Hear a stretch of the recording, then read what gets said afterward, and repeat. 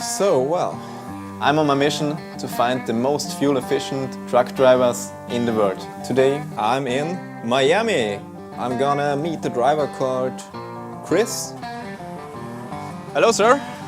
Hi, how are you? I think his real name is Christian, Pleasure to meet you.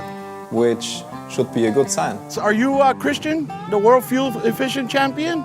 He's a coast-to-coast driver. Last year I covered 177,000 miles. He's driving from the East Coast to the West Coast here in the United States. I can do 1,100 to 1,200 miles on a full tank of fuel, but every now and then I do have to stop and pee. You have to be able to look forward to seeing ahead of any situation coming up. Oh, Café thank con you. leche? It's coffee to you, but to me it's my fuel for the road.